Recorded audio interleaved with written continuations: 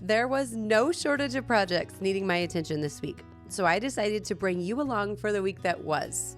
The week that was full of challenges, to say the least. We're going to render tallow, rehab a chicken, discuss planting and prep plans, plus cook up some amazing meals with those January recipes that we cooked up along the way. So sit back and get comfortable, and let's get started.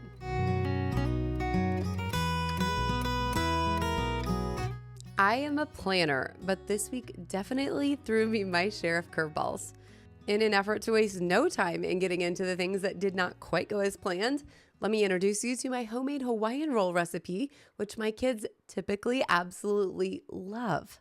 This time, it didn't quite work out. I'll show you a little bit more about how this transpires as time goes on, but the direction was to mix it up, put a lid on it, and in a couple hours come back and it would be doubled in size. In the meantime, I am taking on a project that I've been putting off for about a year. This is fat that I had our butcher package up when we had our last beef processed last year about this time. It's been in my freezer taking up space, and I came across it when I was doing my Pantry challenge inventory, and I made it my mission to make sure this got accomplished before the end of the challenge. Not only that, but I'm running low on some cooking oils, and this tallow will be the perfect replacement for fats that I don't have to purchase. Now, there are several different ways that you can effectively render tallow. I decided to use the stovetop method because my plan was to make it a little faster than putting it through a crock pot.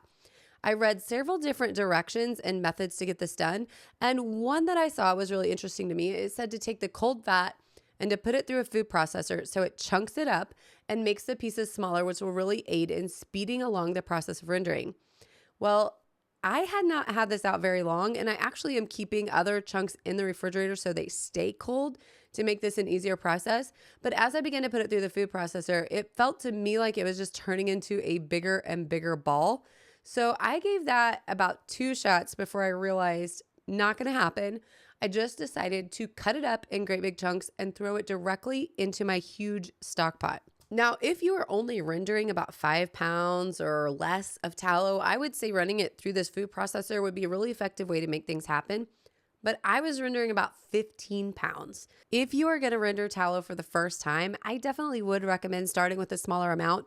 The main reason is that it takes quite a bit of time in the stock pot to actually slowly melt the fat and to get all of those meaty bits kind of to float to the top that are left behind. So when you have the larger amount, of course, it takes more time. This is a huge stock pot. It's actually my water bath canning pot. I use it for lots of different purposes around our kitchen, and that's the main reason I actually decided to go with a stock pot instead of a water bath canner of the traditional kind, is because I needed the option to have a more flexible vessel in my kitchen. Now, once all the fat is in the pan, it really turns into a waiting game. You want the heat to be really low. You do not want to scorch this in any way, so putting it on a low temperature and just continually stirring it as time goes on will help to render the fat and get all of those impurities to float up to the top, which is the end goal when you're done here. Now, I just put my lid on, come back and start it probably about once an hour, and was able to get where I wanted to go, but not as soon as I had hoped. Now, at this point, my bread should have been doubled in size, but when I went to check on it, it had not risen one bit. Now, it is a little bit cool in our house right now, so I decided to go ahead and throw it into my dehydrator, which has a proofing setting to warm it up and see if I could get some action out of it. But it still didn't go anywhere. So all of the effort and all the time that I spent putting into that dough, and I was convinced it was a total fail. We actually moved on to something different for dinner on this specific night, and I decided I would try again the next day. As I kept coming back to my tallow, I could see everything was really starting to separate nicely. So I went ahead and scooped out the chunks and the hard pieces that had floated to the top before getting everything ready to jar up.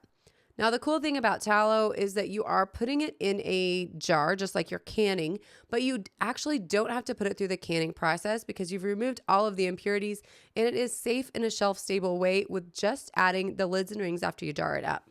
For storage purposes, you do want to make sure that you put it in a cool, dark place that will keep it as fresh as possible for the longest amount of time. Now, again, if I was doing this over again, I would probably just move with one of my 5-pound blocks, and that way the rest could remain in the freezer until the time when I was ready to do it. But this had been in there for quite a while, and I was ready to get it moved out of the way. Once these had a chance to cool, the tallow did solidify and it turned into the most beautiful white tallow you've ever seen. It does not have a nasty smell attached to it, and the kitchen never stunk the whole time. Actually, I've heard people say that the smell during the process isn't that great, but my kids thought it was amazing and were ready to come. They thought we were having steak because they smelled that. The beef tallow actually rendering down. So definitely a hit. We'll do it again for sure. Now, our next project today is seed starting. Now, I know that it's January for some of you, or we're hitting February by the time you see this, but now is the time to start thinking about ways that you can improve your garden for the 2025 year. I like to look through my seeds around this time of year and ask myself what I want to plant, check out when it needs to be planted, and a lot of that information can be gained from the back of your seed packet, but not all of it. I have found this garden planner from Clyde's to be invaluable. The red line that you can see through the middle is your first or last frost date, depending on which side you're using. For spring, it's your last frost date, and it tells you when you need to seed everything indoors or what can be planted directly outside, as well as what companion plants are perfect for that specific plant. And then you can just get into your actual planner. I know I'm old school. I love written planners. I have to write it down. But in one simple afternoon with an hour with my seeds, I can make a plan for the whole garden season. Now, I also have a couple different seed pack or companies that you can see here that I really I'm drawn to. I love rareseeds.com. They are relatively close to me here in Missouri, but M.I. Gardener actually has my favorite seed packets of all time. So if you are on YouTube looking for gardening content, M.I. Gardener has his own channel. His name is Luke, but his seed packets have such good information. It is the little things in the gardening world that make a big difference. The packet information is one, and of course, the trays that you're using is another. Now, last month when we started my onion seeds, I showed you the plant and pop bundle from Vago as well as their seed starting bundle. Today, I'm using the trays from that seed starting bundle to go ahead and plant my cauliflower as well as some cabbage seeds. Now, I will share one tip with you. In years past, I have just planted a ton. You get hundreds of seeds of some of these in one single pack, and the idea is that more is better, right? Well, a cabbage and cauliflower get to be huge. You have to have a lot of room to keep up with them, which always just seems like such a miracle to me because the seeds start off as so incredibly tiny. And that tiny little seed with the right soil conditions and a little bit of water will grow to produce a huge plant to feed your family. All you need to do is get them started. While there is a multitude of ways to start seeds, my personal favorite are these seed starting trays from Vago Garden. Not only are they air pruning, but they have really spacious growing cells coming in either the 8 or 4 cell options. They have a built-in lid with drip irrigation, super high quality plastic, and they are built to last a lifetime. Vago also offers an amazing variety of gardening supplies from raised beds to indoor planters. So if you are looking to upgrade your seed starting game, make sure to check out my link in the description. I actually have an extra discount code for you right now on top of their already amazing sale prices going on now. I want to thank my friends at Vago for sponsoring today's video and also remind you that they are leaders in innovation who constantly win awards for their designs for a reason. Vago makes gardening easier anytime and anywhere. And I wish my dough was working out easier because when I went to throw it away the next morning or turn it into croutons or something, it had risen. So I decided to go ahead and give it a shot. I'm rolling up all these tiny little bowls of Hawaiian dough into rolls so I can put them to proof over in a pan. I did butter the pan, but this isn't the pan I typically use. I actually had used it for another purpose, so I'm putting them in one that's a little bit different than the stoneware I typically use. That will have some effect on the way they turn out, but it isn't the major problem. The major problem is that they are not rising properly, either due to humidity or temperature conditions, but probably because I thawed the milk that I used inside them because I had frozen it previously. With that said, I threw it on the stove in a pan. I did make sure to take the temperature before I put it in, but I think it probably must have been a tiny bit hot. I made this recipe before and never had any problem. And these are just going to turn out to be the densest little rolls you ever did see. Now, they were delicious. The flavor was excellent, but they did not have the beautiful soft texture that I was looking for. On another note, check out those jars on the table. Beautiful white tallow, all done and perfect. That one was a hit. That one worked out this week, but this one did not. These dense little babies just hardly rose at all. They did come up. I mean, they were bigger, but they were just so dense that even when they got done, man, the flavor was excellent. The texture was not. Now, don't get me wrong, none of them were wasted. As a worst case scenario, they would have went to the chickens, but in the end, the kids loved the flavor enough to put up with the texture, so all was well there. Speaking of chickens, what was not on my bingo card for this week was bringing one of the ladies inside the house. Unfortunately, we had a predator attack over the weekend, and this beautiful girl had to move inside so she could recover from shock. Now, if you are not familiar with chickens, you might not know that a chicken can go into the shock to a point where they cannot physically move, but they are still alive and fine as long as they continue to get some sort of nourishment. So in this specific case, she couldn't hold her head up. In the beginning, we were not sure she would make it. We didn't know if there were some internal injuries or something causing her struggles, but it took 3 days for her to hold her head up on her own and then to stand up by day 5. Now she is clucking back at us, standing up, having lots of conversations, but she's not quite ready to go outside. Although she is eating food again, so we did save her. I am really excited to be able to give you an update on her next week, but currently still in the house.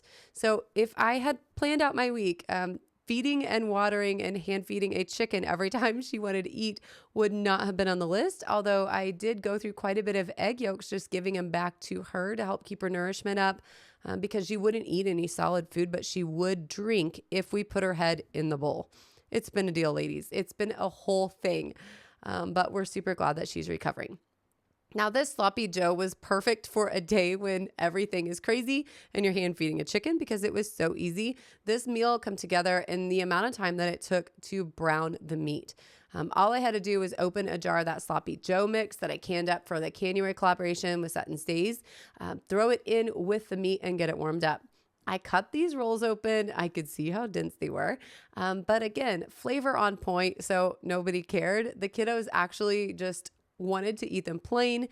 So everything went over really well. That sloppy Joe mix was absolutely delicious. So on the off chance that life gets crazy and you're feeding a chicken in your pantry, I might suggest having some sloppy Joe mix on the shelf to keep things quick and easy.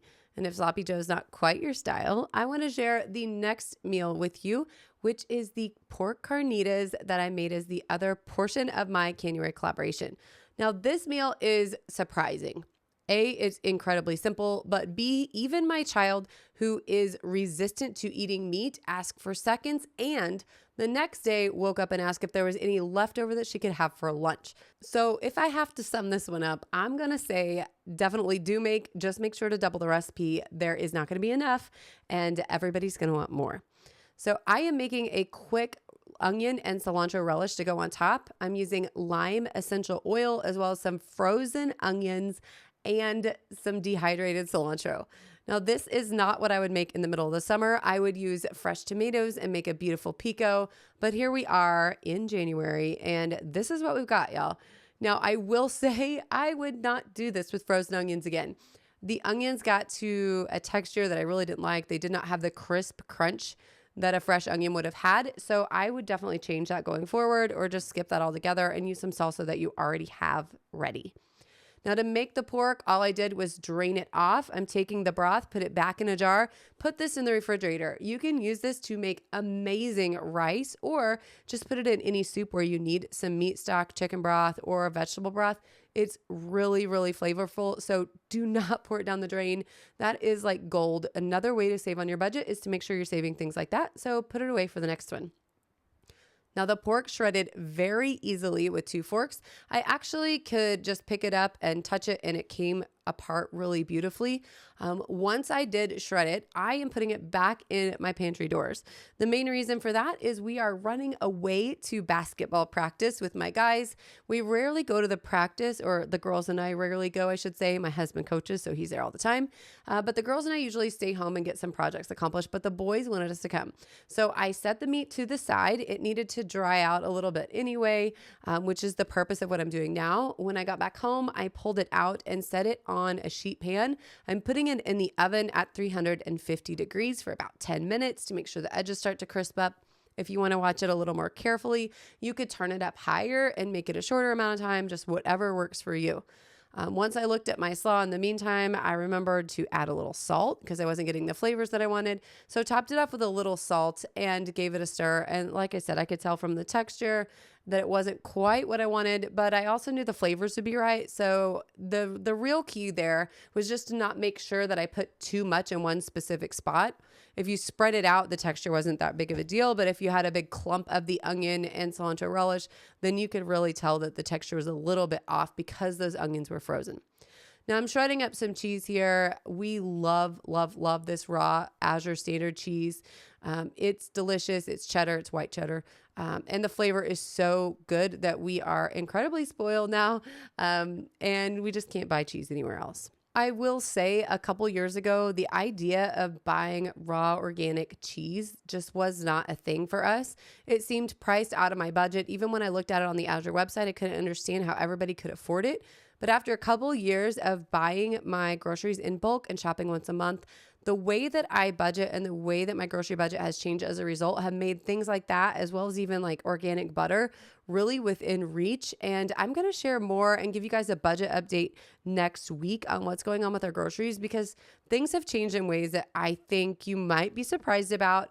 I know I often talk about grocery budget here, but I was shocked when I sat down to run the numbers. So I want to share with you what's going on. But to finish off the pork, I made these little tostadas. If you've ever had those tostadas, they're basically like a big chip. So if you just want to use a tortilla chip, you could. But it turns out absolutely delicious. Again, kids loved it. Couldn't wait for more. Now, I was planning to end it there. I actually was not even going to record the meal that I'm showing you right now, but I realized I'm pulling out something that I haven't pulled out in quite a while. It was a big part of my pantry challenge inventory, and I want to show you what we're going to do with it. So I am making corn on the cob the easy way. I'm also making cabbage steaks, which I've showed you previously, so I did not take the time to record, and we're having steak with it. So this is going to be a very quick prep, amazingly delicious and nutritious meal. Now to get the corn ready, you saw all I did was cut off the pieces of the husk that were sticking out. I don't thaw it. I don't shuck it. The only way I preserve it is freezing it. And then I just pull off the extra pieces and put it straight on the oven rack. So if you are looking for the most simple way possible to preserve your corn, this is it. Turns out delicious every time. It takes away all of the preserving process and makes life easy. The one thing I will say is you have to have the space in your freezer, which is why I do have a freezer that has 75-80% corn in it, but it does last us all year and still tastes delicious even after the first year is over. So highly recommend it. Now, as you can see here, when I took it out, there is some browning on the outside of the husk. That is, again, the reason why I strongly recommend making sure that all of the pieces that are loose are pulled off of your corn. You don't want to burn down or start a fire in your oven. So making sure that you have gotten rid of or discarded any of the pieces that are extra is a very important step. Once the corn is out of the oven, all I do is take a pretty good chunk off of both ends, and then you can easily pull the husk off. The trick is to make sure you're pulling it off from the end that attaches to the stalk instead of the tassel end. That way all of the silks will pretty much come off together in just a nice big roll. You can grab any of the strings that are left, but we don't have any problem with a lot of silk being left on the husk. It actually comes off pretty quick. There is a little caution here. It can be super raging hot. So make sure that you give it a little bit of time to cool down, or that you have some pretty tough hands or some gloves that'll prevent that heat from being any issue for you. Make sure to go ahead and put it in a vessel that will keep it warm, and then you're good to go. As you can tell, my kitchen can see some crazy action in just a week's time. Everything from tallow to seed starting to an injured chicken and more, some delicious food and a lot of fun. I want to thank you for stopping by my kitchen. I hope you've taken some tips with you that'll help along the way. If you're looking for some deals on seed starting equipment, don't forget my extra discount code down below from Vago Garden. And hopefully next week when I see you back here to talk budget, I'll have some great news for you on the recovery of our girl.